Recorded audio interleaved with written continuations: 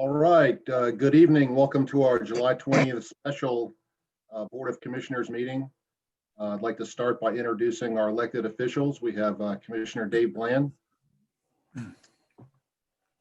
Hello, Dave. Commissioner Larry Whitley. Hello. Mayor Pro Tem Renee Garner.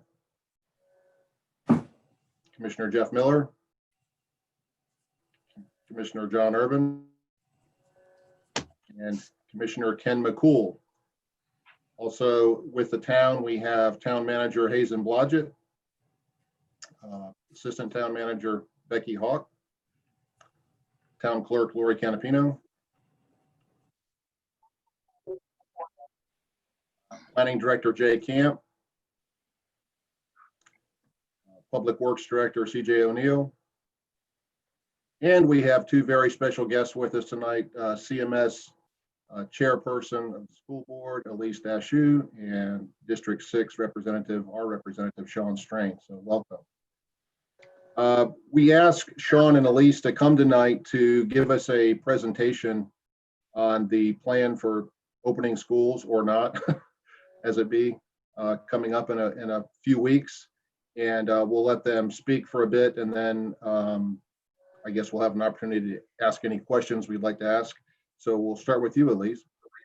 Well, thank you. And I'll begin by, I want to thank you, Mayor Higdon, and all of the town commissioners for your leadership in battling this pandemic. I know you've been out there in front on calling for people to wear their masks and practice social distancing and wash their hands. And that is just so incredibly important. And as we near the reality of what's happening with school the next year, with the COVID infection numbers the way they are, it's we just really got to bring these numbers down. So thank you. I know you guys have been real aggressive in promoting that, and I wanted to thank you for that. And so school is beginning August 17th, but it is going to look very different than it has ever looked before. We are going to be starting with a brief period of in-person orientation in small groups of students with social distancing and wearing masks. In that brief period of orientation, they will get to know their teachers, some of their classmates, and get their technology, get set up with their technology, learn how this remote learning is going to work, and then they're going home. And then we're going to remote learning until we can bring the COVID numbers down. We would like to see some metrics to help guide us for when we will get kids back into the classroom, but that still has to be developed. Since we've made our decision Wednesday night, a number of districts have followed, and there are, I believe, 25 districts voting tonight and tomorrow. So we may be at a point soon where the bulk of students in North Carolina are learning from home, and in which case I'm hopeful that we can get some guidance from the governor on some metrics similar to what California and New York have. But if not, we'll figure that out here locally. But I really hope sooner rather than later, ASAP, we can bring the numbers down so that it is safe to get our kids back in the classroom, because that is where they learn the best. So right now, the most important thing that we need for parents to do, and if you can help us get the word out, is make sure that parents are in touch with their schools and that their schools have the most up-to-date contact info for the parents, because there's going to be a lot of information coming out to parents, and we want to make sure you're in the system so you get that info. For parents that are that want their children to learn remotely all year or all semester, they will have that option. So like I said, we're hoping to get kids back in the classroom sooner rather than later, but there are some parents who have their children have pre-existing conditions, or a family member does, or they're just anxious. They have a low risk tolerance. That is an option to do. It's called the Full Remote Academy. And you can register for that now. If you go over to the CMS website, front page of the CMS website, cms.k12.nc.us, you can sign up for the Full Remote Academy. That signups are going through Sunday, and the more people that sign up for that, the better we will. Well, so I'll just say Wake County has had, I believe, about 40,000 families, 40,000 students sign up for that, which gives them a lot more. Once we know that, we'll be a lot better to work out the logistics of the kids who will be going to school in the classroom, because we'll be assigning teachers to the students who sign up for Remote Academy, and then we'll know the teachers that will be handling the classroom learning when we go back to classroom learning. So that will be really important to nail down. A lot of people are asking, what is the difference between the full Remote Academy and the plan that we're in, which is called Plan B plus Remote. And Lori, actually, or Ms. Campanino, if you could share the slide that I sent you. I'm not sure that I can multitask so well. Thank you so much. We've got While you're pulling that up, if I could interject, I forgot to introduce Charles Buckley, our attorney. So I don't believe I recognized you, Charlie. It has been a while since we were together.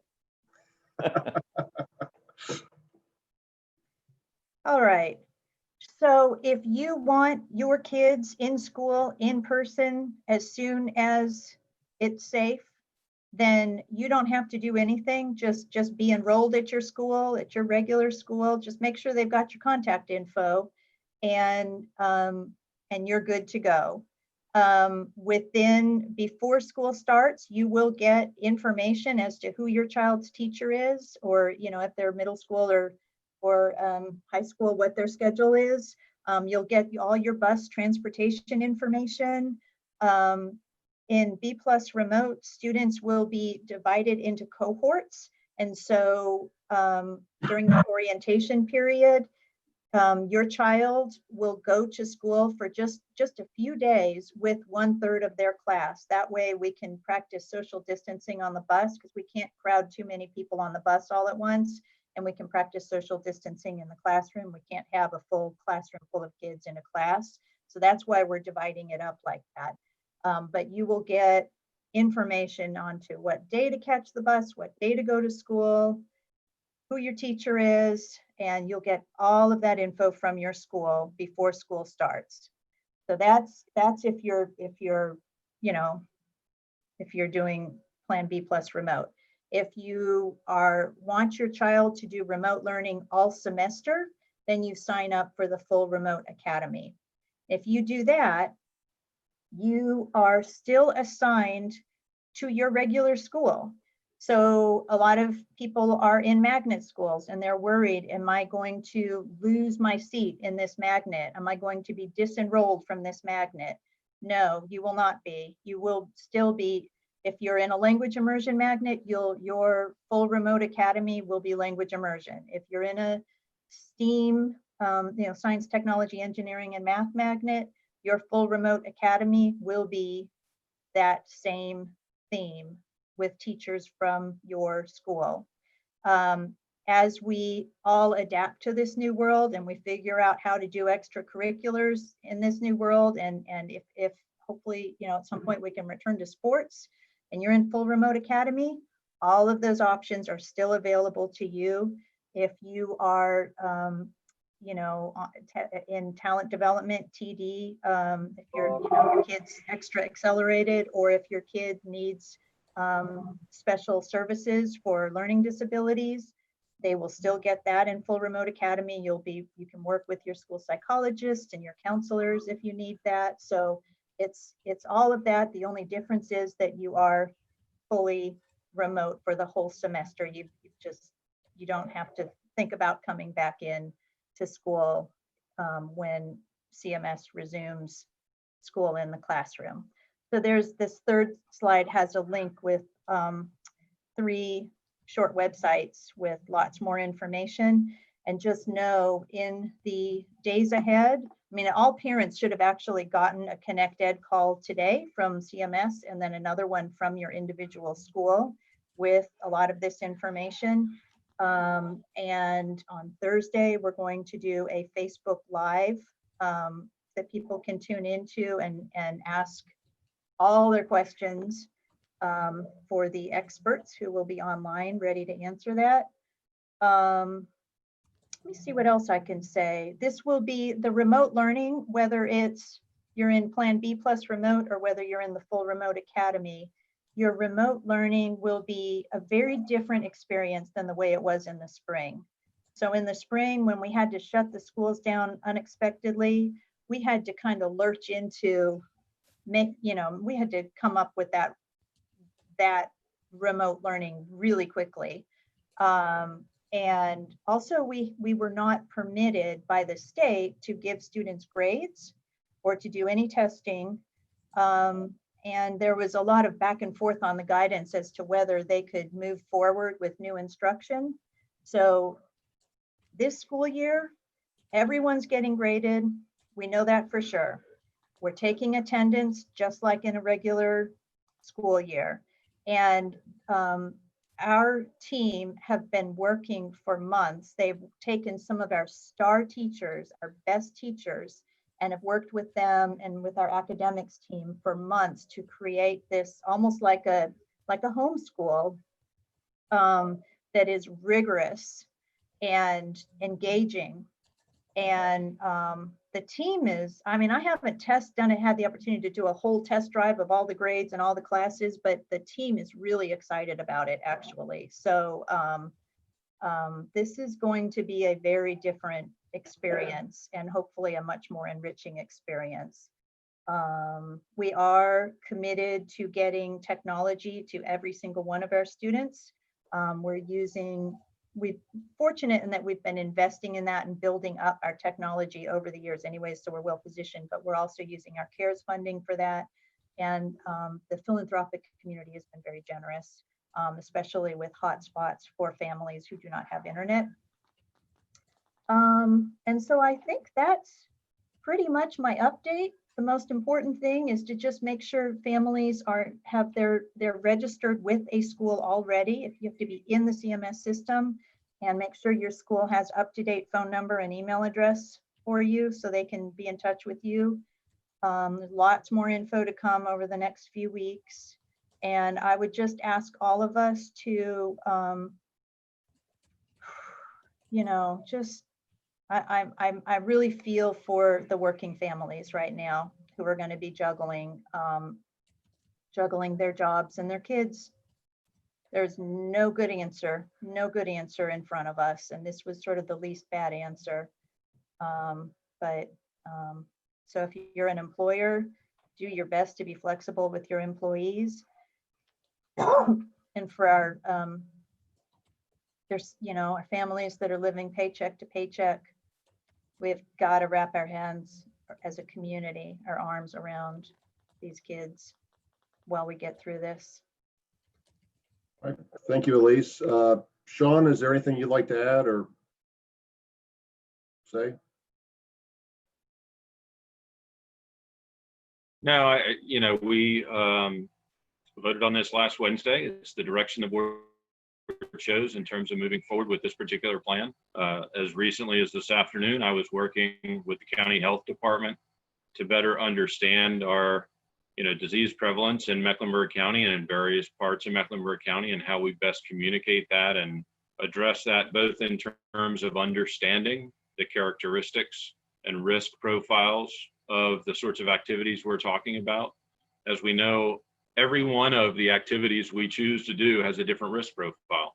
And every one of those is a reduced risk when you keep your distance, you wear your mask, you wash your hands. This stuff is motherhood and apple pie, and we have to continue to do that. That being said, it's about understanding each of us as individuals, and those of us as leaders have to understand the activities we're asking our teams to do, those that we're providing services to engage in, and make sure we understand what those risk profiles look like, what mitigation measures that we are taking. And CMS has developed a whole host of those to reduce the risk of transmission within our schools, and we will continue to work in that direction and get our kids back in school as soon as we can, we know full well that that is the best place for them to learn. Absolutely agree with that. Do either of you have a feel for what that level may be that we consider safe? I mean, what do we have to get to as far as COVID? Is that the $64,000 question, or does anybody know? I don't want to get out of the epidemiological experts on that. Yeah, they're currently saying it's unsafe, but I don't know what safe is. Commissioner Bland, do you have a comment? I just want to ask a question. Sure. I mean, under these plans, I think it's great. You guys are working hard, doing a great job. I'm not being critical at all. I'm just curious. What happens when a student shows up and it turns out that they're positive in a classroom or on a bus? What do they do with respect to the other kids? Are they going to have to sit out 14 days? What's going to happen? I can take that, or do you want to take that, Sean? Go ahead, Elise. So, and that's, so if they come down with symptoms, well, so first of all, before a child gets on a bus, their parent has to, sign an attestation saying, my child is symptom-free. And if your child has symptoms, you need to keep them home. Then once they get to school, every child will have their temperature taken, which will be different. It'll be logistically a feat, I think, to get all the kids' temperatures taken and into the schoolhouse. If you're running a fever, or if you come down with symptoms, schools are supposed to have rooms set aside for students to go to. It cannot be the regular sick room. It's got to be a different room. And they wait there until the family comes and picks them up. Then they get tested. And I would like to see rapid response time on the testing, because that's a concern right now. It's a good week before you get a response, before you know if someone is positive or negative. But then if it's positive, the exposure depends upon social distancing and mask wearing. So yeah, there is a whole protocol, and I may not be listing all the steps out for you accurately here because I don't have them in front of me, but there's a whole chain of events that that schools are responsible for following. But for anyone who's quarantined, then yeah, they would, I mean, people who are exposed, I think, would have to be quarantined. I know that's the question I'm trying to get to. Yeah. I'm worried about, say my kid's in a class that, one of the kids has been asymptomatic, and then all of a sudden it turns out his brother or sister gets sick, and it turns out that he or she has been sick for a week or is positive but doesn't have any symptoms. What happens to all the rest of the kids that are in that person's classroom and all the kids that rode on the bus with them? What happened to them and their families? And the teachers and the bus driver. So All those people, what do they do? Mm-hmm. yeah, so if I could, so so this isn't the first viral disease that we've faced as a community, as a school system. In fact, every year we face influenza, another viral disease spread very similarly. And so from that perspective, looking at the processes that we currently have in place, the current CDC guidelines that say that the quarantine period should be 10 days from the point at which you have a confirmed positive. For those individuals who are identified as positive, one of the things, so first of all, the plan that we are moving forward with right now is a virtual plan. There is an initial orientation, and then it's full virtual. So we don't have this scenario that you're asking about, Commissioner Bland, until such time as we go back to the schools. But when we do go back to the schools, we face this, and the current plan is to rotate all of the students. Every week, they will either be on-site or off-site, and the pattern of that is effectively a week on-site in classroom learning, in school learning, and then 2 weeks out of classroom learning. Incidentally, that also fits very well with the period such that if there is a positive, then they're already scheduled to spend 2 weeks out of the school. And so that works as well. I think one of the things that certainly I've been impressed with regards to staff is leveraging their existing processes for, and in partnership with the school nurses who are part of the county health department, to ensure that we are taking what we know, what our families know, and applying it to this particular viral disease. Thank you. Commissioner and- McCool. And if I could Sorry, just, I just want to, Sean reminded me of something that I just want to give a shout out to our staff who have worked around the clock with just unimaginable logistics. And I'm just so impressed with what they have come up with and just the dignity with which they have risen to this challenge. Just want to make sure I get to say that publicly every opportunity I get. Sure. Very important. We've all got our fingers crossed. I'm telling you, I know I've got mine crossed. I hope so. You guys are working as hard as you can. That's all you can do. Commissioner McCool, did you have a question or comment? Yeah, I have a couple questions, so bear with me. First, how many are enrolled in the full remote academy so far? You know what? I'm going to have to get a number for you. I don't have that at my fingertips. And then what kind of contact and response have you heard from teachers? I know a lot of this is talking about parents, kids. And it feels like sometimes, at least I've heard from some teachers who teach in Matthews schools who feel left out. Mhm. So what kind of outreach has been going on there?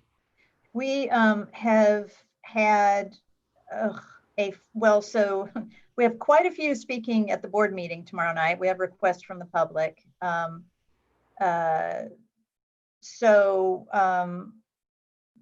lot of us have been in touch with teachers. I have, in my 5 years on the board, this is by far the last week of emails and phone calls and Facebook, Twitter messages, Instagram messages. It is by far the highest volume I've ever experienced.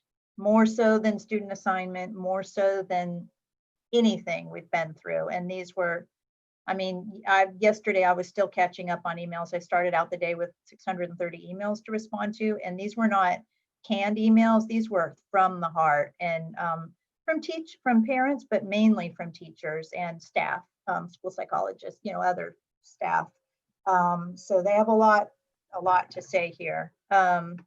We did our HR department did a sort of a survey just to check in with teachers, similar to typically in a normal year in the springtime, the principal will check in with his teachers to find out who's resigning, who's retiring, who's going to need some medical leave just to help with the planning purposes.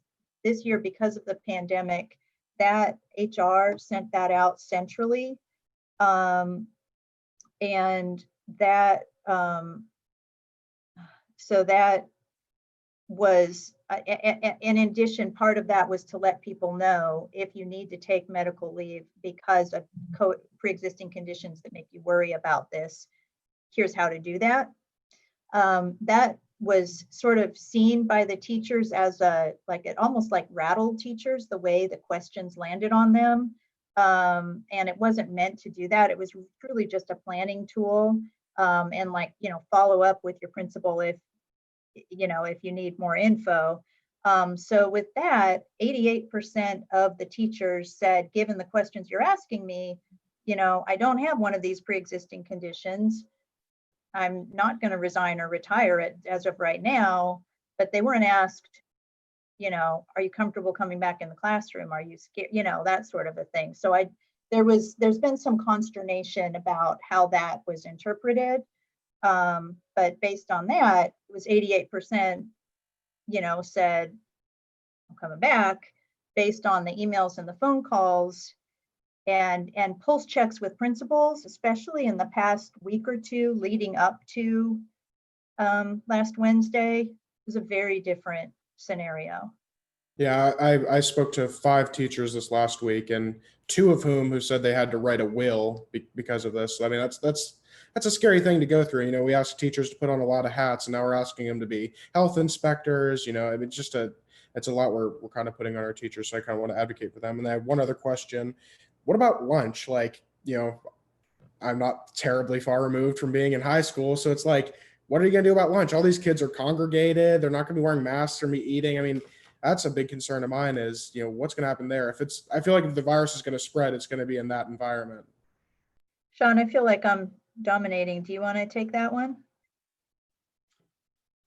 I don't know the answer, to be honest, in terms of lunch. I will say that one of the interesting things, to your point, Commissioner McCool, when we spent better than 3 hours last week with experts in the public health and healthcare industries, our partners, right, in this, one of the things that they said was, look, we can take all the precautions in the world, and we do.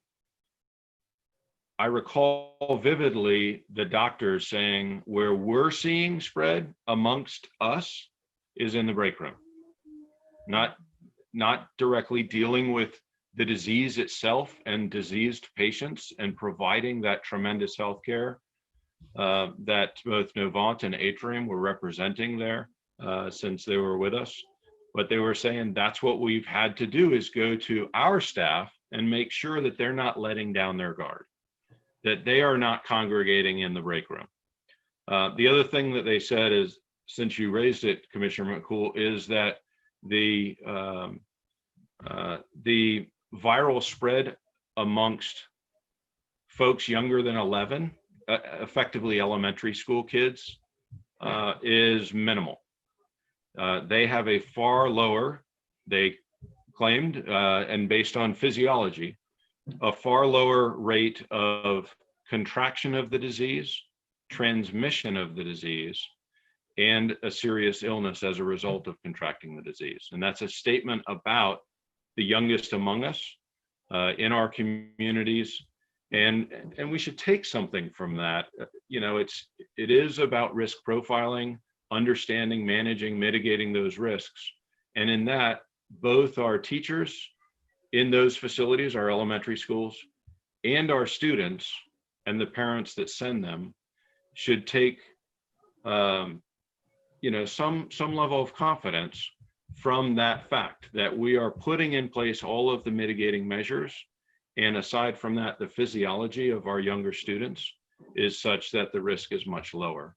With specific respect to your lunch question, I don't know the details. Elise, has it been decided that lunches would be box lunches in a classroom? Has that been decided at this point? I think so, but again, I would want to confirm that also. But it is, the classrooms will look very, very different. Desks that are chairs and desks that are 6 feet apart. And it may be the kids just have to sit at their desk and eat there. They will not be all congregating in the cafeteria.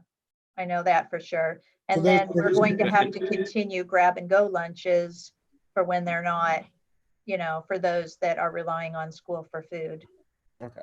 But just back to your point, Commissioner McCool, we can talk about the fact that the board has selected a remote learning plan, but that first 2 weeks we're doing orientations, we're serving lunches, the kids are in the classes. We're there.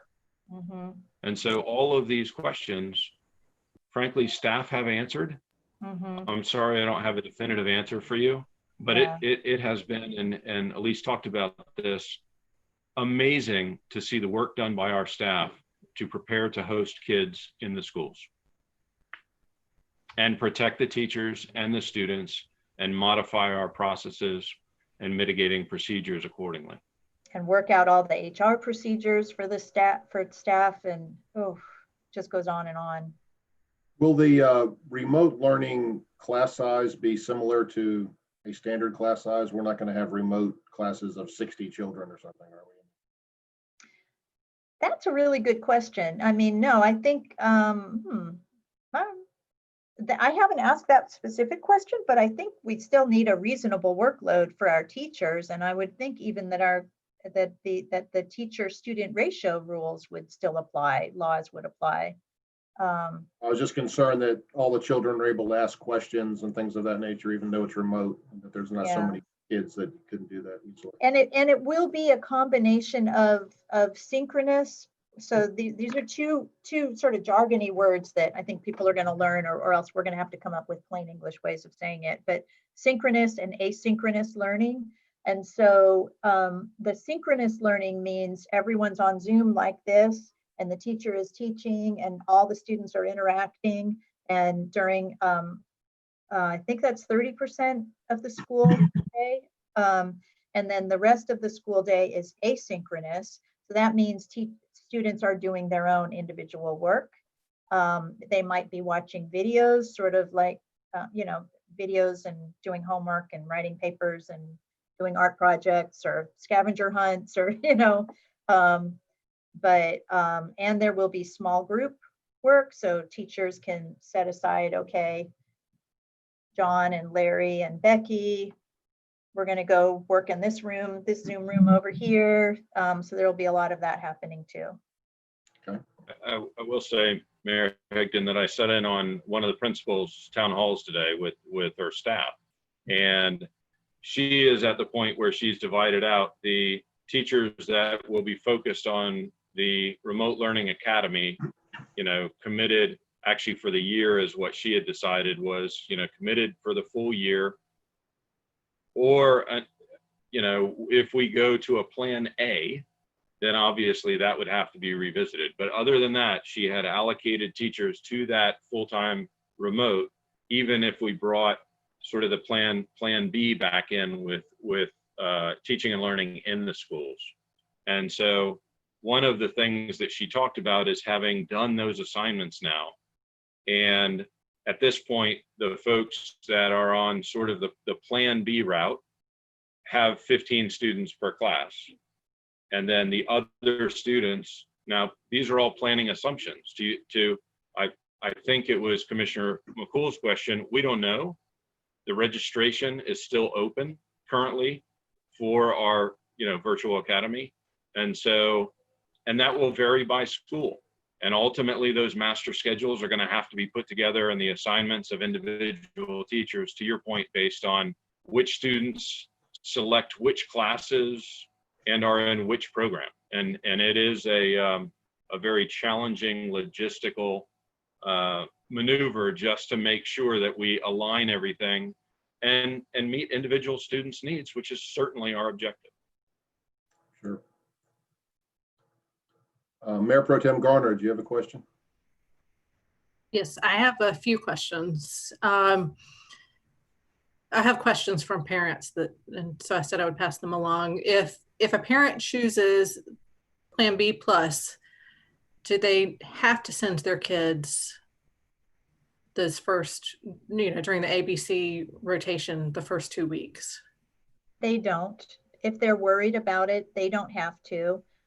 We may have to. I was just clarifying the attendance, how attendance works, and if we would have to mark them absence per state law.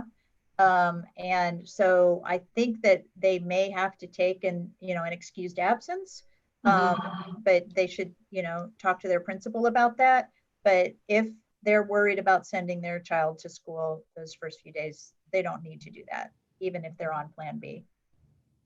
Okay, so I know that there are studies saying that elementary school kids are not the super spreaders, but we haven't, at least here in Matthews, we haven't seen evidence of children being that socially active and returning to normal. So I feel like parents see their children as still sort of contained within the isolation and don't feel confident, yet sending their kids back to school. So and the next question is, in Plan B plus, if CMS decides to do the in-person rotation in the middle of the semester, do they have to send their kid, or can they continue doing remote learning? So if it goes back to the regular school, can at that point they opt over to remote learning if they don't feel confident sending You know what I would say to that is if they're concerned, I would really recommend that they sign up for the full remote academy and just stick to it for the semester.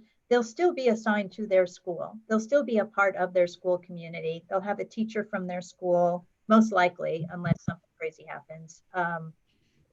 You know, do extra, maybe remote extracurriculars, but do extracurriculars with their school.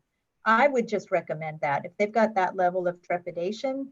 And I get it that the science thus far to lay people for sure has been confusing and sometimes contradictory. You go back a couple months when people were saying don't wear masks.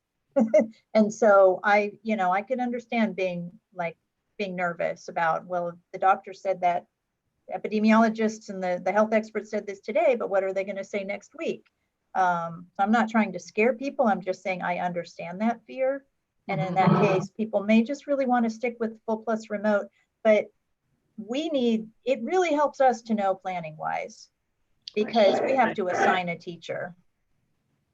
Right. And then the third question is for middle school students. So if somebody's in band at Crestdale, how do you do band remote learning? Do you have an idea of? It will be, I think our teachers are incredibly creative and they will find a way to adapt.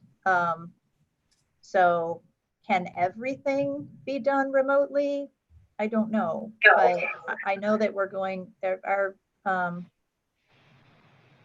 I think our teachers are capable of doing some really cool stuff. Okay, but there will be like a band and theater. It's just going to be remote instead of in the classroom. Okay, great. Thank you. We'll still have the fun stuff. I came up with one question. When it comes to like theater and band and all those, their funding is going to stay the same, right? I know it varies, but because you're not going to be selling tickets to go see a theater show. You're not going to be selling baked goods. You're not going to be doing those kind of things. You're going to be selling tickets to ball games. So is there going to be a makeup for that funding? What's that looking like? I know it may go from a school to school basis, but I'm kind of curious. Well, from the CMS perspective, we take care of the operational funding and the capital funding. And so there you're talking about like the PTA fundraisers or like the theater tickets help pay for costumes, I suppose. And, I suppose that could take a hit, and sports programs. And I can foresee that. Because it may not affect us right now because maybe they don't need those things, but what about next year, 2021, that funding usually needs to be in place. So I don't know if they can look into seeing if we can have like an easement or it may be a school to school thing. I'm not sure, but just kind of look towards the future. I hope we have a vaccine by then. Yeah. Please. Elise, I have a question. You or Sean, typically minority kids cannot afford laptops or iPads, or maybe not even have internet in their homes. I heard you mention just a little bit at the beginning. Could you tell me how we might be able to address parents who are low income, cannot afford maybe internet, or have their kids that have iPads or laptops? Yeah, thank you so much for asking that, because we really do need to lift that up and raise awareness about that. We have provisioned technology, either a laptop or an iPad. It's iPads for the little ones and laptops for the older kids for every CMS student, every single one. In order to get that, they have to be in touch with their school. That was the challenge with the shutdown last spring. There were some students who, the shutdown happened before schools could get their kids prepared. And so then we had to kind of chase them down and get them their technology. And there were quite, I think 3,000, they ended up whittling the number down, but started out with 3,000 students that schools, for all tries they might, could not get a hold of them and get them their technology. This is part of why it's so important to have this in-person orientation at the beginning of the year.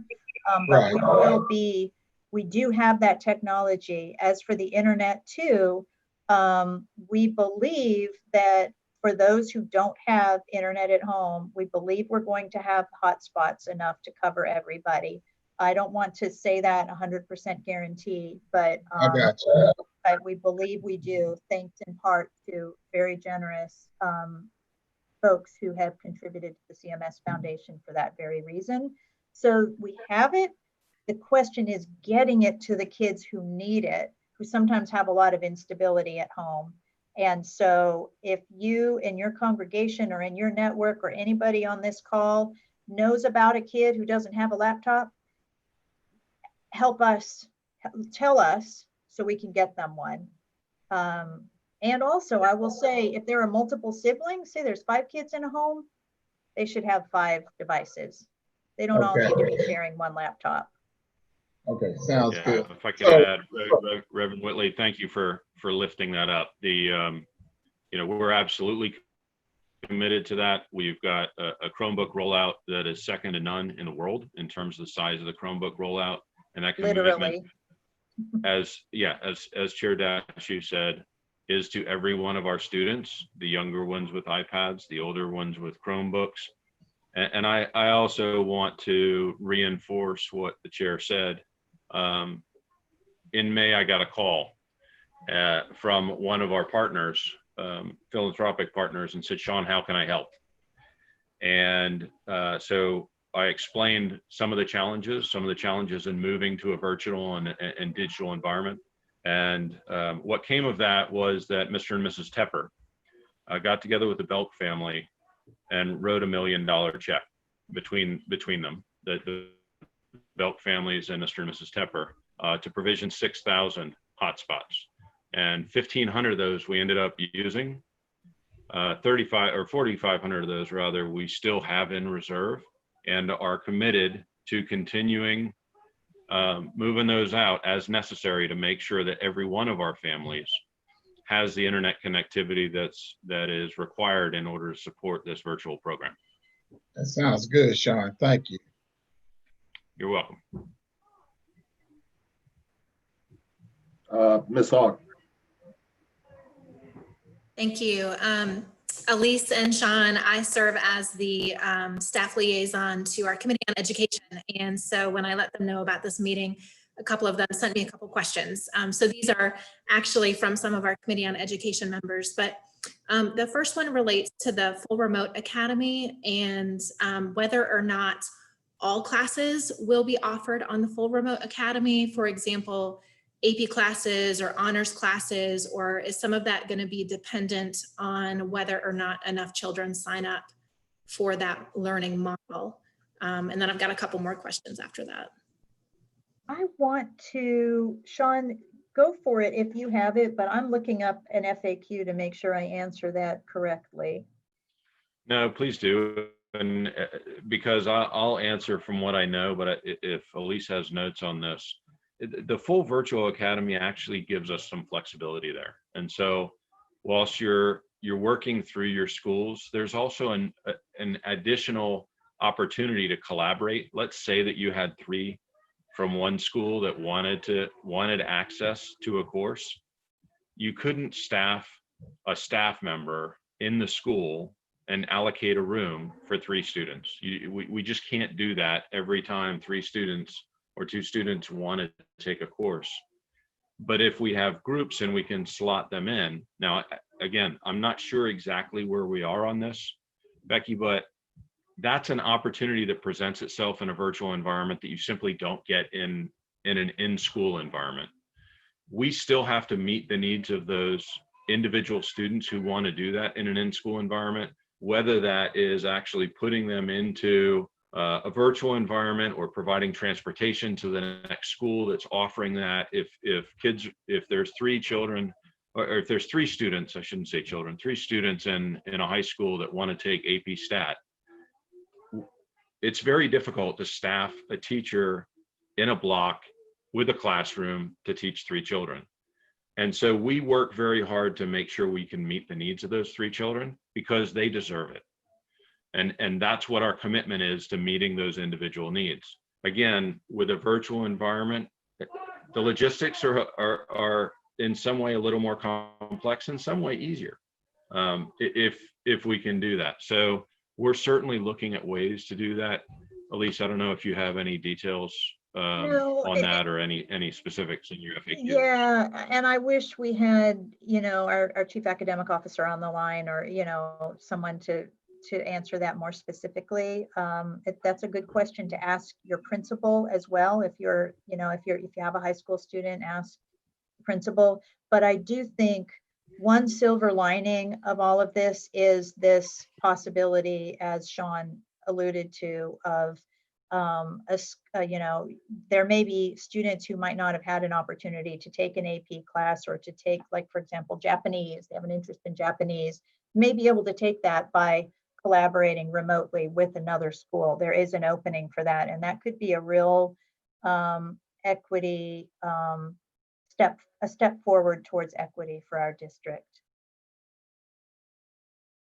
Thanks. A second question related to the full remote academy. This is a little bit in the logistics, but if a student signs up for the full semester of it, but it's a year-long class, and then they are looking to go back in person in the spring semester, do you anticipate that that's going to end up meaning a transition to a completely different class with different teachers, maybe a different schedule? Has any thought been given to that transition for some of these classes that last longer than a semester? That's a good question. I had been thinking about this semester by semester, and so I think that's one best sent to a principal. Sure, understood.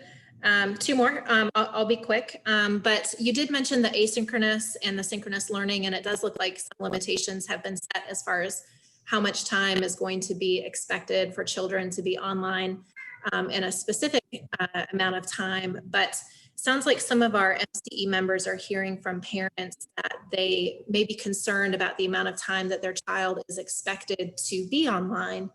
That certainly sounds like it's a decision that is above the level of the teacher. So if parents are experiencing that concern during the school year, where's the best avenue for them to voice those concerns? Is it the principal? Is it you as school board members? Where should we send them? I would say principal first. Always feel free to send those to us on the school board as well, and then we can forward that to the needed staff. This is something that we in CMS and school districts all over North Carolina and all over America are going to be experiencing for the first time. And so that sort of real-time feedback, how is this actually playing out in real life, will be very important. Thanks. And the final question is, what are ways that the community can help during the 14-day in-person time period? What can we be asking our community and our parents to do to assist? That is incredibly important. And I would love to see, whether it's through churches, through community centers, if there's a way to set up socially distanced, structured overseeing, gatherings for kids. Similar to in the summertime, the YMCA has a Level Up program that has continued this summer with students. They're wearing masks and they're socially distanced, but they're still supervised and doing healthy activities at the Y. If we're going to have to invent something like that as a community, and this is a new time in history, but we're going to have to do something like that. I would just add that we're seeing a tremendous amount of activity. When I say we, as community members, not as school board members, as a father of four, as many of you know, I've got 4 in 4 schools this year, and every one of them we're looking at differently in terms of how to best meet their needs.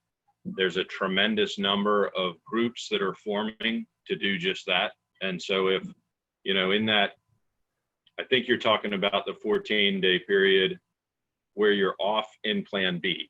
which I just want to confirm that's the 14-day period you're talking about. When you're in school learning and then out of school continuing the virtual learning in a Plan B scenario, this question of how you best put our students into a situation where they are best prepared and supported to engage virtually. Daycare centers and day camps are continuing, not only through the summer as they've run through the summer, but I've seen more and more of them spin up in response to this need, that they will take them and they will provide the distancing that is provided in the school. And frankly, even in our Plan B plus remote, that's happening, right? So tremendous number of organizations that are spinning up this ability to host children so that they can have a facility and have the level of supervision in those facilities that they can properly engage with that virtual learning that CMS is providing. Thank you. Commissioner Miller, did you have a question? Yes, I did. Thank you. First, I wanted to compliment you on Elise and Sean and those you represent. I'm pleased that you're empowering the parents to make the decision.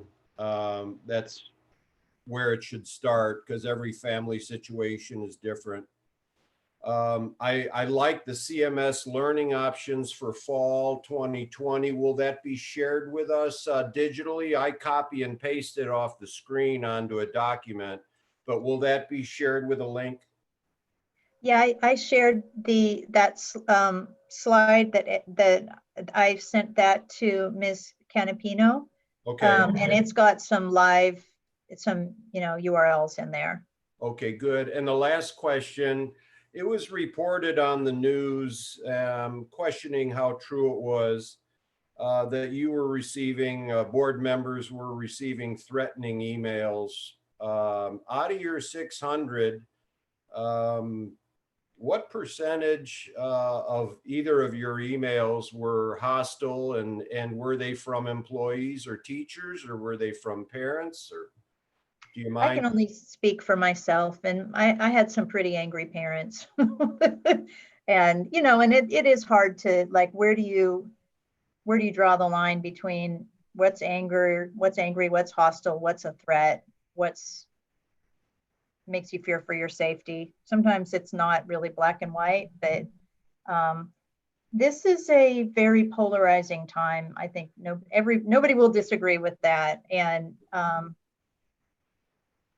so I got a few.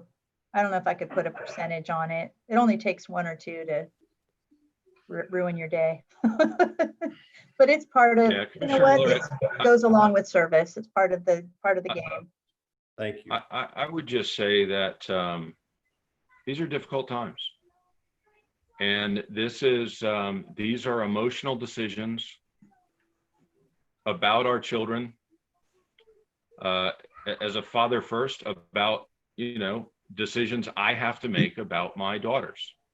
And then obviously decisions we have to make as elected officials about the youth in our community. And I understand the concern and fear from parents, and I understand the concern and fear from our staff. One of the things that we have to be able to do is communicate and articulate the facts as well as we possibly can, so that people are making decisions with good information. You mentioned options, are given the options and the information necessary to make those decisions. And frankly, the information that either justifies the level of fear and concern or assuades those fears, so that people can get comfortable with the decisions they have to make, whether that is parents sending kids into schools or staff going back to work in the schools, to better understand what those scenarios look like and make well-advised decisions. And that's difficult in this environment where everything is sound bites, tweets, Instagram posts, Facebook posts, a soundbite on the evening news, a number that flashes up there that's frankly meaningless to us locally here in terms of the risk for an individual family or for a teacher going into the school.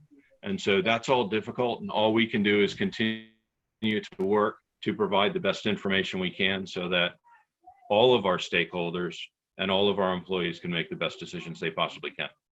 And just to speak to how polarized we are and how we just view the world, how we experience the world, I would say probably half of the feedback that I got in emails was, thank you for the way you voted, you followed the science, and you put politics aside. And the other half was, shame on you for ignoring the science and putting politics over science. Thank you. Do you have any other questions or comments for Sean or Elise? Commissioner McCool. I'm sorry, you're gonna hear my voice a lot. With the technology, is there like an online IT hotline for these students? Like, technology breaks. I mean, how many times have we seen it through these Zoom meetings? Something will happen. Wi-Fi will go down, a laptop will break, something will happen. So, what can these kids do to, is there like an online thing they can go on? Is there someone they can contact? You want to take that? We Sean? certainly have a staffed helpline for those. But the best way is to get support through their teacher that they know best. When,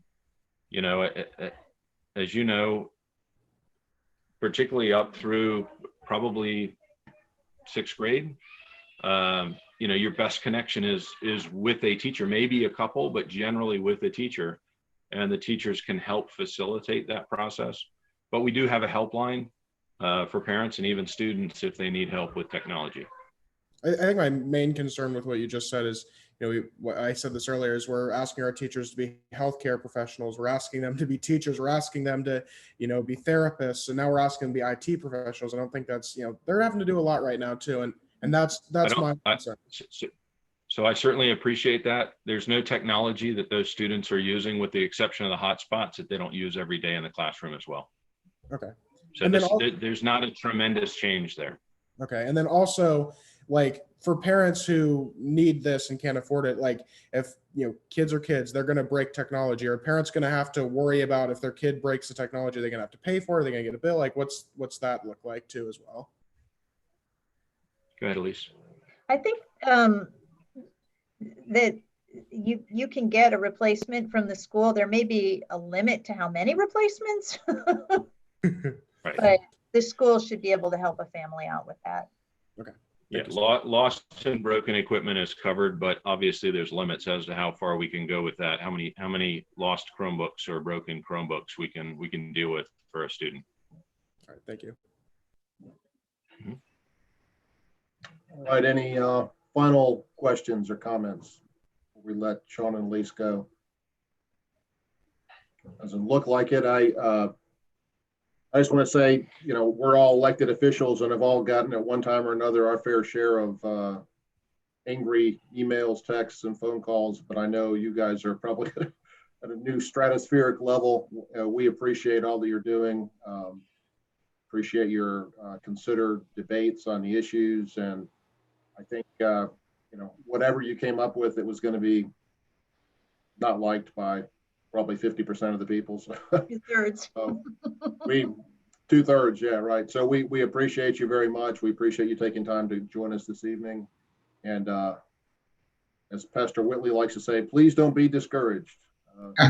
You're doing a good job, and we appreciate you. So thank you. And thank you for the opportunity to get this important information out to our shared constituents. Thank you. We certainly appreciate this very important partnership. Very good. Sean, you need to go back to your vacation and enjoy it a little bit. Cheers for that. All right, All right. guys. Thanks Thank so you. much. All right. Bye now. Bye-bye. All right. As Elise and Sean log off, we'll move on to item number 2 on our agenda tonight.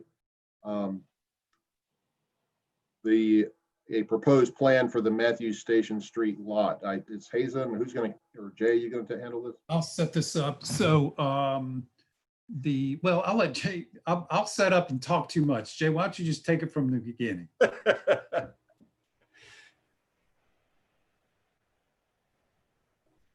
Jay, you're muted.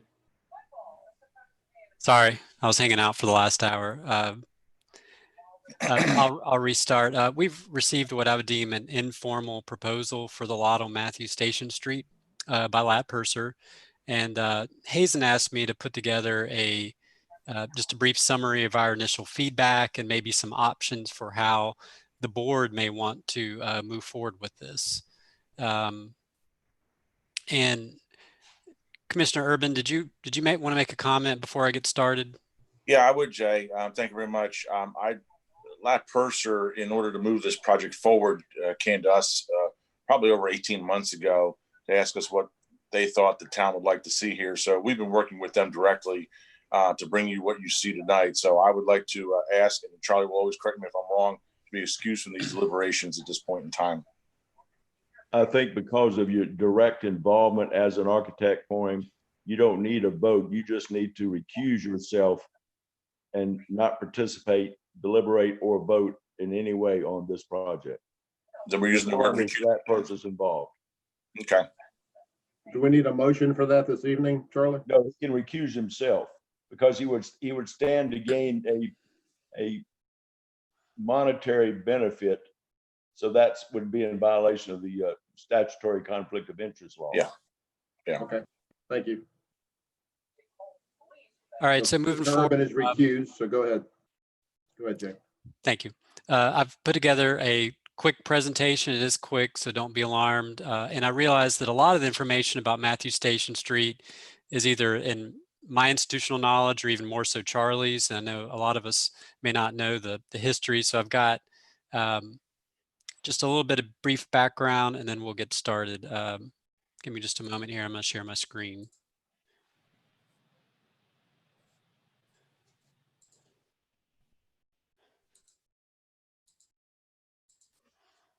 There we go. Right.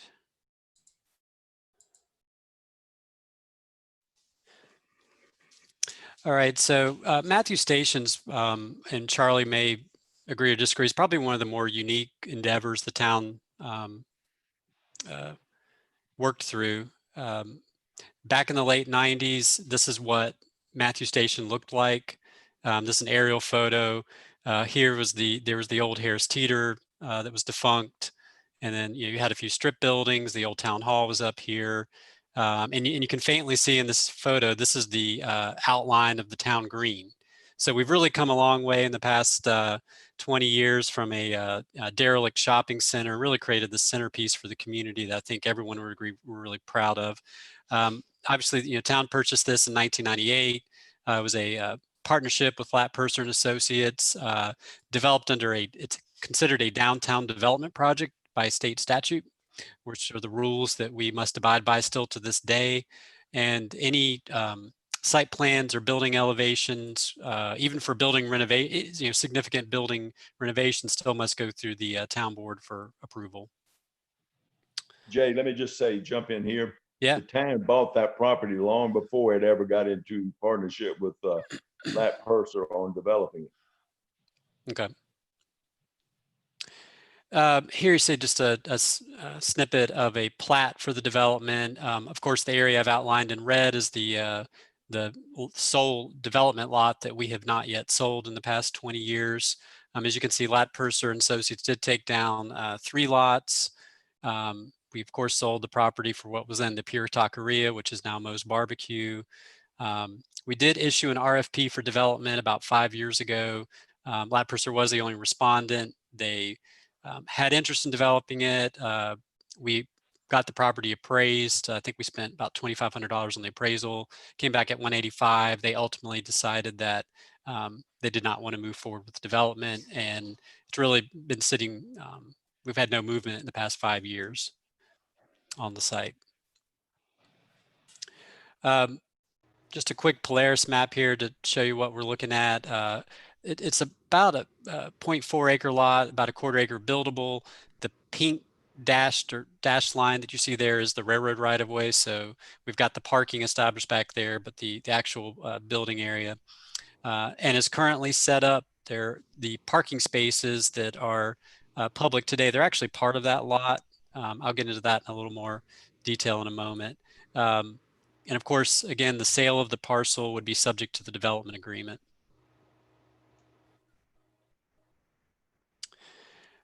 So the proposal that we've received from Lat Purser would be to construct a approximately 4,800 square foot building on a 40 by 60 lot.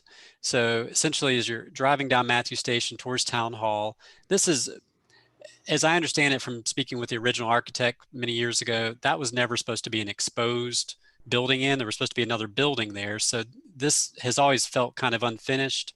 Their plan would be to go ahead and construct a building generally in this portion of the lot to kind of block the unfinished into that building and really give it a more complete look. They would also like to discuss creating parking on the remainder of the lot. So this is the drawing we have received from Urban Architecture. It is, again, for a two-story building, and you can see that they're showing surface parking on the remainder of the lot. This, of course, is the existing building. This is the view looking down towards Matthews Station Street.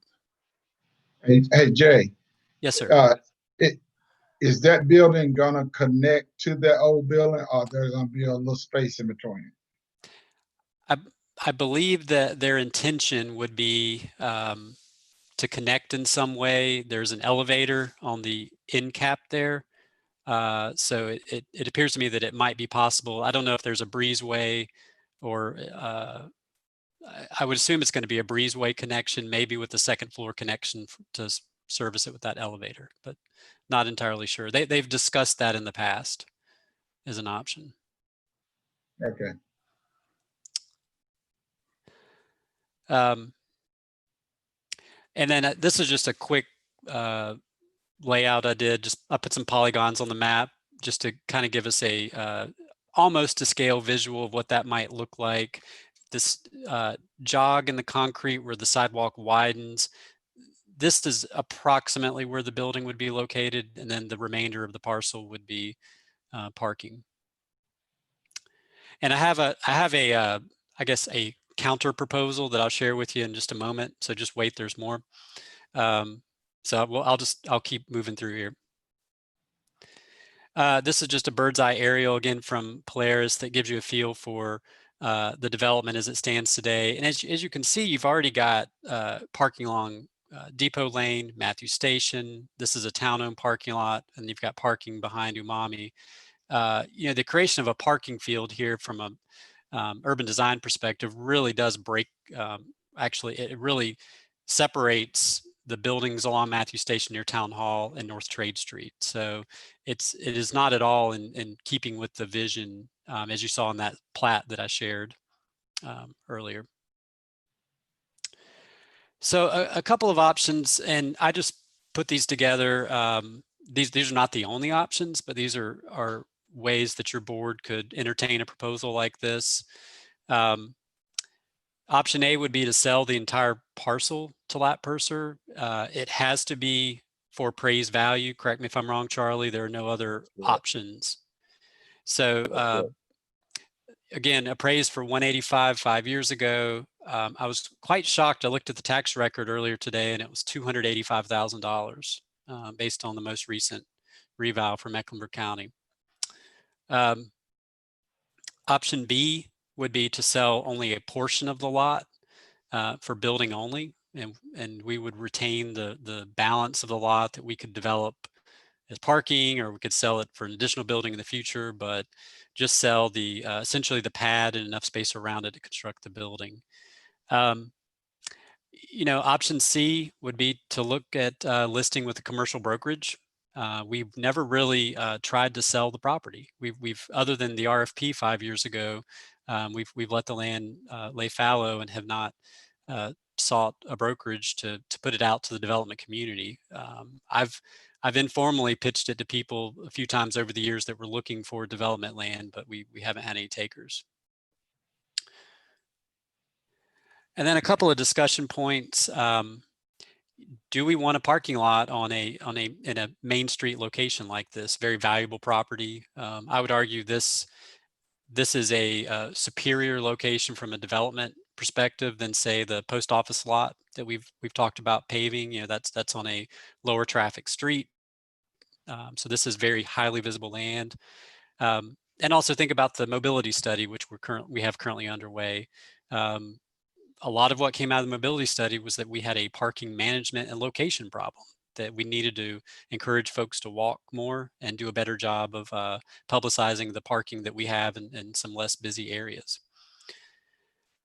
How would we, if we did pave part of this property, is there a cost share with Lat-Purser Associates? You know, how does that look? And then finally, what I alluded to earlier is how much of that remaining lot is parking? Can it be multi-purpose? So this is what I'll throw out that I shared with Hazen this afternoon. This is sort of a curveball that I would entertain. As a planner, I think our first goal would be to see the lot developed out, probably a 2 or 3 story mixed use building. We're willing to be flexible if we want to have this discussion with Lat-Purser.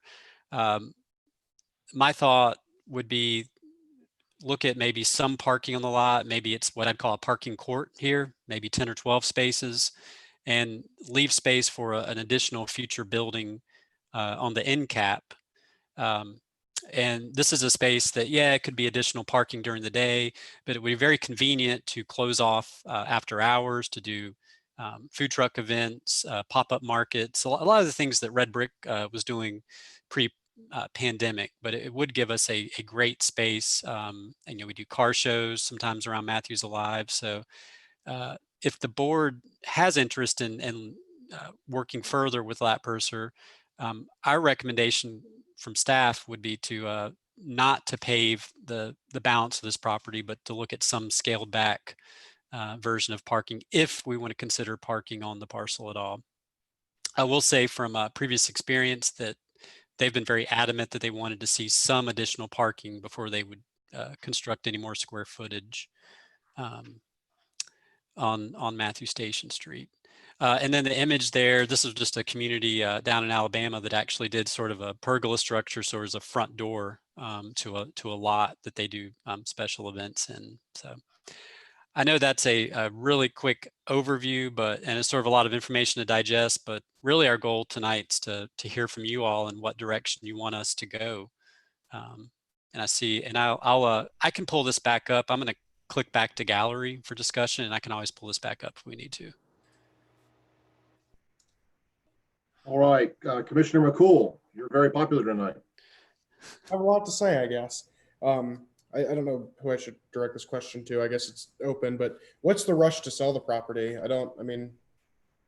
For me, I don't necessarily think we should rush to sell. I mean, Breaking up a little bit. Is a hot commodity in Maryland. What'd you say? You're breaking up a little bit. I think we got the gist of your question, though. What's the rush to sell? Although the lot's been vacant for about as long as you've been alive.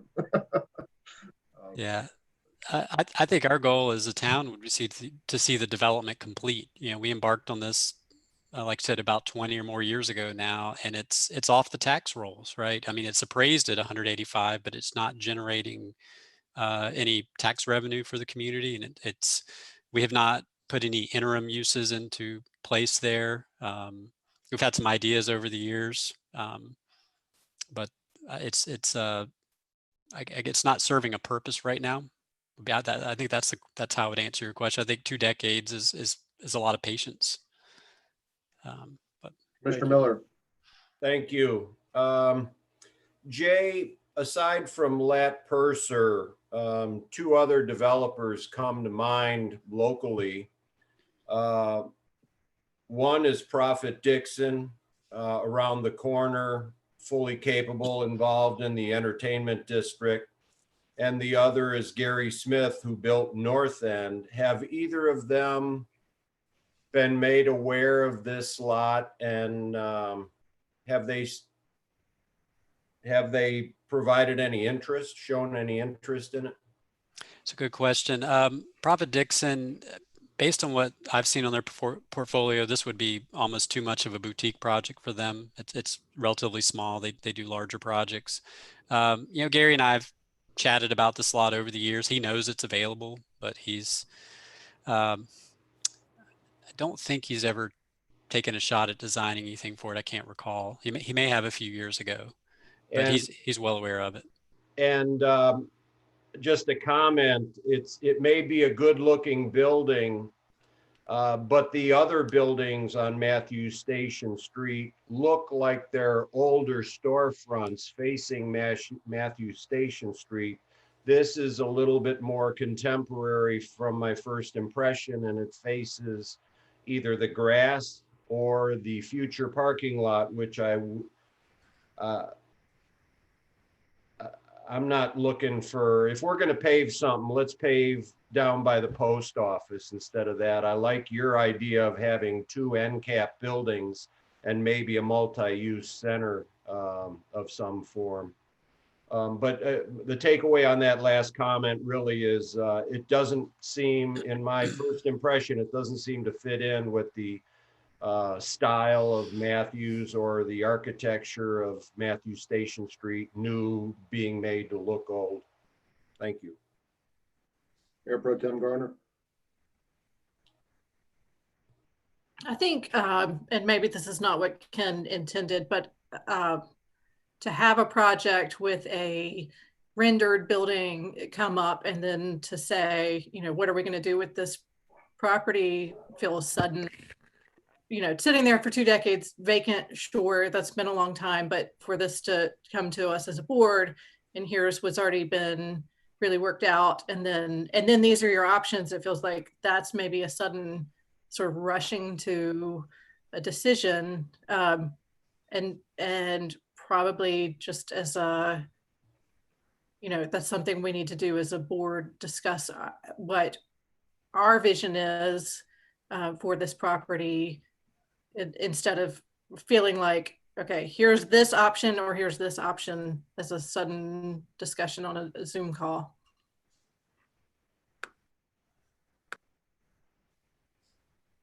Any response, Jay or Hazen? Well, let me take that. I mean, it is, you know, I've been here 17 years. I guess when I got here, well, you know, the project cruised along. I don't know, but it hasn't, no buildings have been built, I think, in 15 years. And I don't think the town has made a strong marketing effort to really, Lat was the master project developer, whatever. I don't think we, as an organization, have like taken the bull by the horns, and we've been patient. And I do think I think it's time to complete this and go on. I know particularly for board members like, well, this is the first I've heard of it, you know, so we could do we could market it, right? We could put it for sale and see what people want to do with it. And you guys, it's all within the board's bailiwick of what you want to see done with it. That's one option. You can explore Lat's idea and go back to him. Or we could, you know, we talked about this mini conference. If some board members want just more time to kind of think about this and spend time letting it marinate in your own brains. I mean, it's been there 20 years. It can wait another 3 months before we have more talking points. But I do think Jay, in a short time, has put together something pretty creative that kind of adds to the creative mix.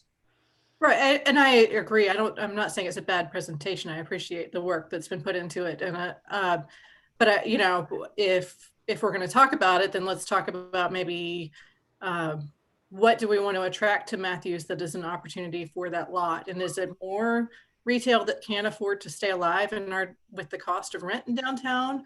Do we want more microbreweries or restaurants, or do we want to like bring something like Imagine on to Matthews for a small space and something that's a little more family friendly than, you know, another restaurant bar?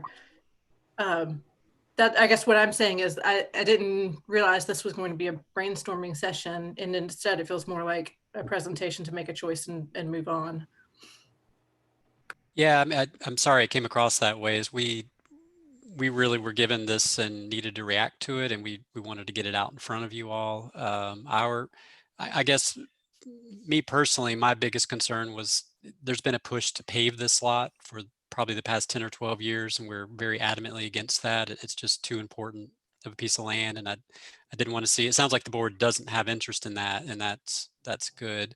And Commissioner Gardner, to your point, I've always thought, if you did a multi-story building here, could the upper floors be micro apartments like they're doing in South End that could be affordable housing? We're looking at options for affordable housing. So I think you've got a great point that this is important, and maybe the board needs to have additional discussion. But I did want to throw these ideas out here. If now, Hazen, I guess our job is to go back to Lat and just, it's his prerogative if he wants to continue to chase this and bring it to the board.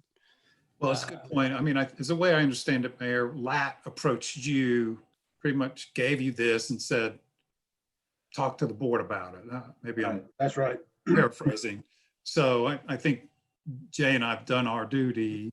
Certainly, I guess what I'd say to give Lat feedback, it doesn't sound like anybody on the board is really excited about this, and the board would like to take some time to think about what's in the town's best interest. My only ask would be, could we push to put it on this mini conference? It's getting bigger and bigger, by the way, in October, because it's been around a long time. Commissioner Miller. Thank you. Well, we haven't talked money, and so that I guess we are just brainstorming, but if I heard the number 280,000 thrown out, and it's a third of that plot, it sounds like Lat is looking to pay 70 for that and build a building and then have us pave his parking lot. So to me, the math doesn't work. It's not that enticing.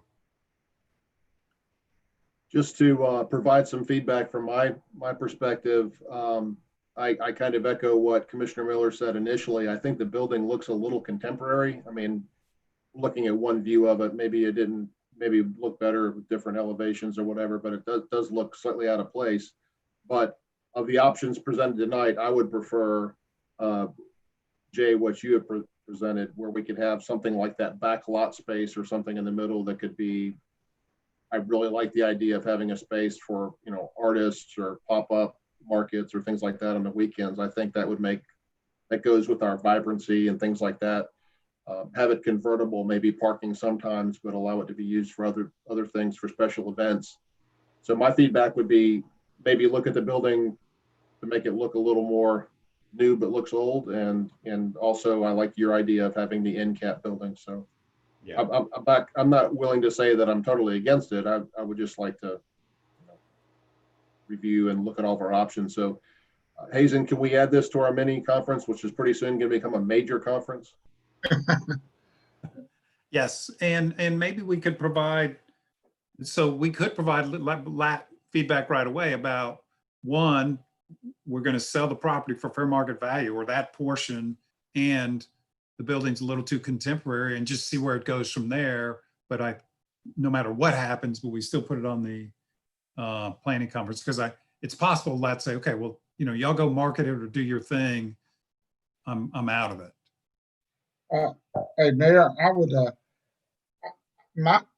like for, I think we ought to do something with the lot, and what all of y'all have said, I think is good suggestion to get a bang for the buck for that lot if it's valued at 280 some. But my concern, I would like that building to connect with those other buildings. I mean, if you look at all the other ones, they're all connected together as extension. And and I like, Jay, I do like that rendering that you show with the middle part is maybe a lot, and then another end lot connect with that, and maybe have that there as well too. But at the same time, always keep in mind too, I still like to keep that electric charging station there. Whoever buys or whoever we do with that last corner lot, keep that electric charge station there. So I'll email you all the presentation. I know everything was up there briefly if you want to take another look at the building and the layouts. And put that together quickly. I think that parking area will work. It's probably, it probably would only net 8 or 10 new parking spaces at most, because you have to take out 2 or 3 just to access it. So it's not a huge gain, but it does provide a multifunction space. I think for those of us that have been on the board for a while, Larry, I don't remember if you were on the board, but certainly Jeff and John Urban presented, I believe it was his design, another interpretation where you had like the rooftop garden patio restaurant deal upstairs and maybe a convertible space below. And I thought, I really was a lot more excited about that, but Lat said the numbers on that one didn't work out. But it was, you remember that, Commissioner Miller?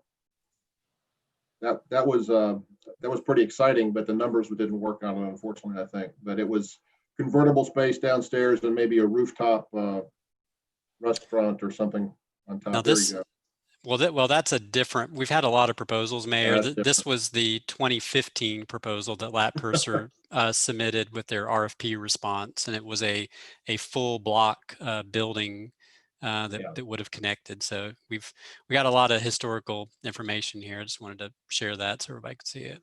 I like that. I like that open rooftop space. I think that looks nice.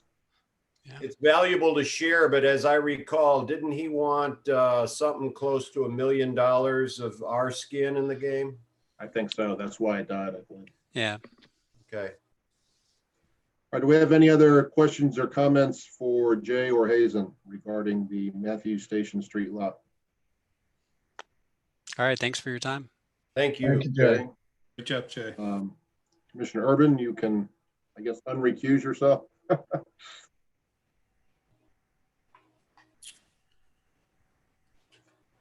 right. Welcome back, John. So the last thing we want to talk about tonight is the Crestdale Road multi-use path and NCDOT's apparent desire to abscond with our money. So CJ, are you going to talk about that?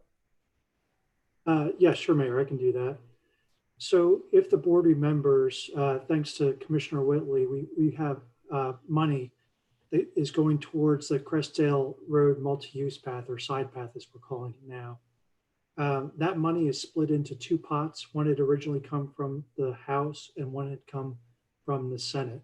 I always get confused which one it is, but one went through the state budget office and one went through the DOT.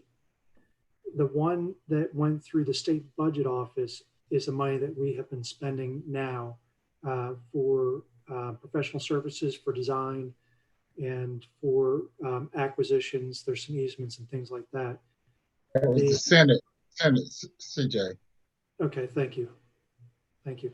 The other portion, the other 125,000 is through the DOT, and due to the DOT's funding shortfalls, they are not allowed to have any projects let, and that includes this as well, even though it's really supposed to be our money. So based on that, I told Susan to slow down, no rush. Until last week, we got an email from the state budget office saying that, well, first they said we had to have spent the money by June 30th, and that we're not eligible to get anything else back. Looking through the contract and everything, we actually have until August 30th to encumber their funds, the rest of their funds. Right now, we have roughly $70,000 left of that money that goes to the state budget office.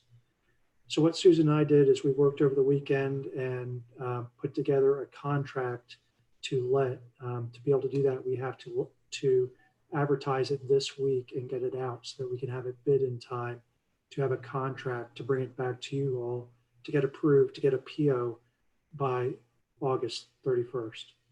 So that is done. We have sent it to DOT for review, and we are hoping that they're okay with it the way it is. What we're doing is breaking the project up into 2 pieces. The first piece being that portion that's funded by the remainder of the money from the state budget office. And then the second phase is that portion of the DOT money, the $125,000. That way we can hopefully get a better price by having the full project there, but only making it available as the funds become available. So that's where we stand right now. So Hazen, maybe I misunderstood from you, but I thought that they had denied all of the money to us, including the original 125,000. Well, I think I probably wasn't as clear as I should have been. So the 120, and I know it gets confusing, but the 125 money, that's the House money that went through DOT and they put on hold. And you guys asked Charlie to send them a letter, a demand letter, or whatever you want to call it, saying we want 125. Charlie, you got that letter today, the response. Correct. They said no dice. Basically, they're saying that the emergency legislation doesn't allow them to expend any DOT money. That's unacceptable because it's not their money, it's our money. It's not DOT money, it's Matthew's. No, listen, the Senate money was ours and went through the state budget. We got that, but sounds like we've got some balance there that we've got to spend. The 125,000 didn't go through the House because Bill Brawley got defeated. And in that situation, it was later that the current representative jumped in, but the power block in the House said, well, we're not going to go along with this. Send it through the DOT. So then they sent it through the DOT to get that second 125,000, and that's why it's caught there. It never was our money, like the money in the state budget that we got through the Senate, because we had the power block to get that first 125,000 through the state budget and not through the DOT. Well, it was allocated to us. Well, yes, and we will ultimately get it when they have monies to be able to expend. So the latest, I know it's frustrating. So the latest information CJ just got last week was, oh, and guess what? We want to take that's, the Senate money. We want to keep that. And so CJ and Susan have worked out a way to let's go ahead and encumber that before and get a PO that encumbers it before they can snatch that from us. And CJ, what work would be of that with that $70,000? What work will be done? So that should be enough to build the multi-use path from Matthews Chapel Road over to roughly the second drive at the church. Okay. Up near between the two houses, CJ? Yes, sir, at Mount Moriah, correct, between the two houses. So one of the things we're going to do when we bid out, we'll bid the whole project. And then in theory, we'll only have money for the 70, but the board could say, well, guess what? Let's go ahead and pay for the whole thing out of our coffers. Now, I guess if you do that, the likelihood of getting that 25, I could see DOC saying, well, guess what? You build it with your own money. We're not giving it to you now, period. Or the board has the option to say, well, let's just hold off. Here's what we think it's going to cost and wait on DOT to free up the money. But that's a decision you guys could make when you see the bids. Commissioner Miller. Hazen, could that be part of the multi-use path between downtown Matthews and the Sportsplex? It would create somewhat of a loop or a circle, wouldn't it? So need Charlie in on this. So the traditional argument for the tourism dollars is to tie the Sportsplex to downtown. Right. And we are using that along Matthews Mid-Hill Road, those tourism dollars.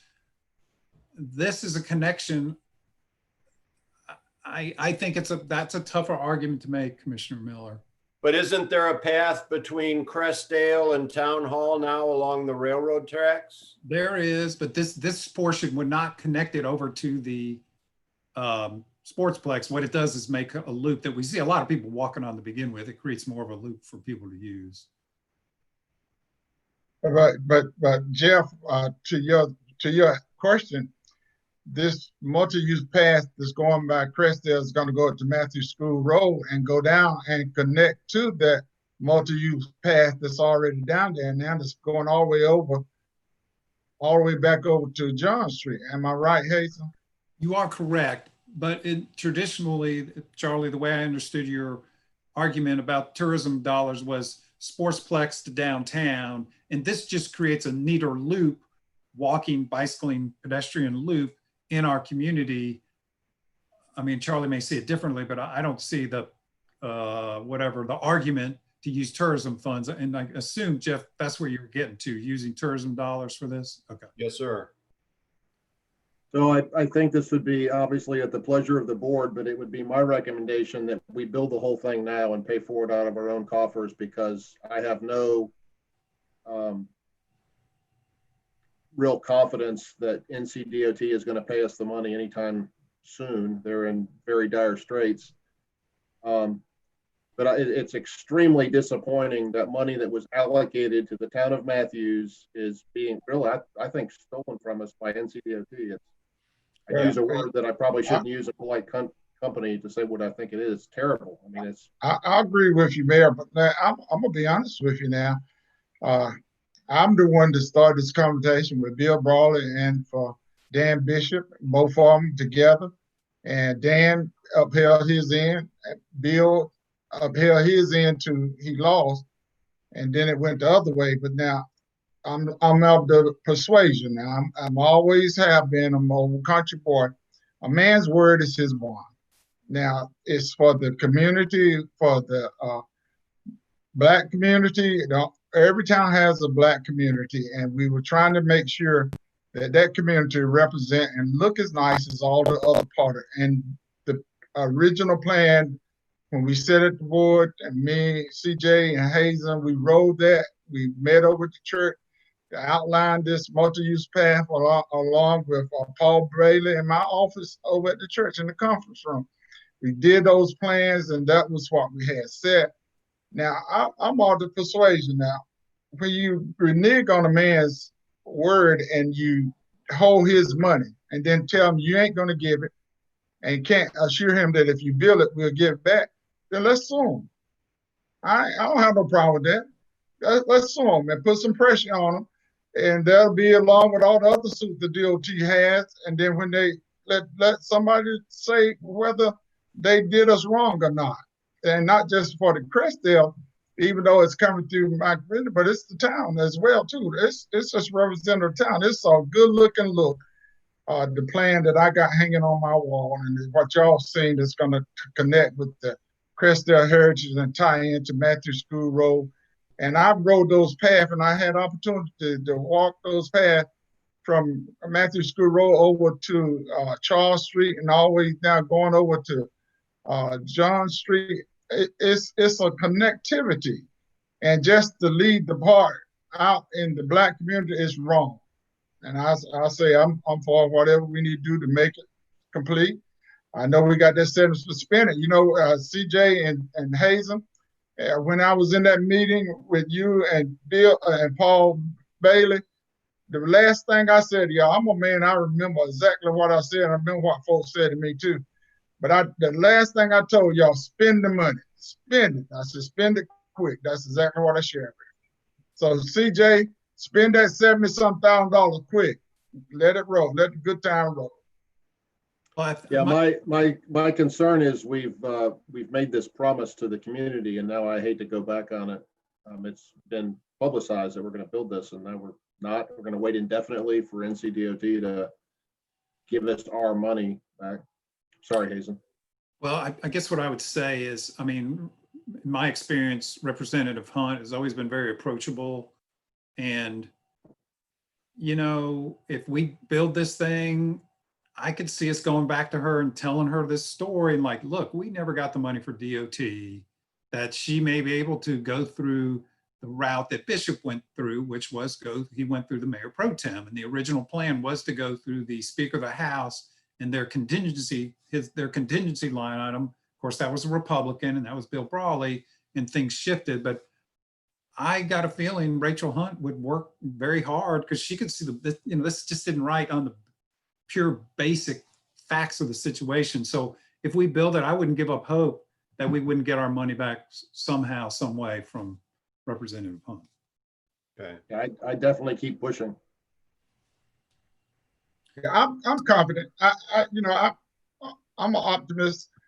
I believe in timing. Timing is everything, and we know what politics does. We're looking at it every day, so we know what that plays in it. So, but at the due season in 3 months or 4 months, we're gonna have another election. So we might, to our turn, we might get that money back pretty quick.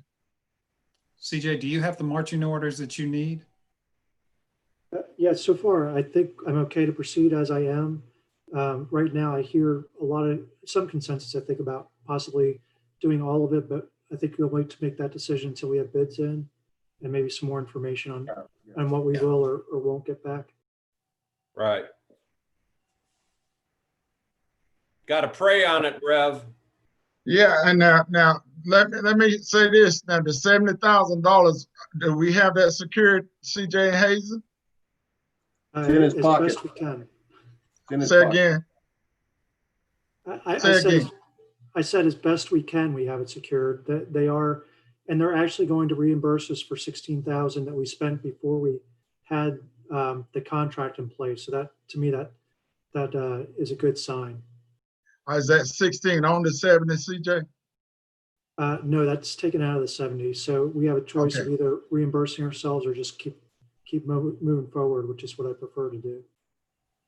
Yeah, this is doubly frustrating because, you know, it's in the vast scheme of things a relatively insignificant amount when some of these projects are building in town cost millions and millions and millions of dollars. 125,000 is not going to break the bank, I don't think so. Nah. All right, I think that's all we have tonight. Hazen, do you have anything else to speak about tonight? Yes, sir, Mr. Mayor. I appreciate everybody participating. Anybody else have anything else they'd like to say before we call this meeting? Thank you, guys. We need a motion to adjourn.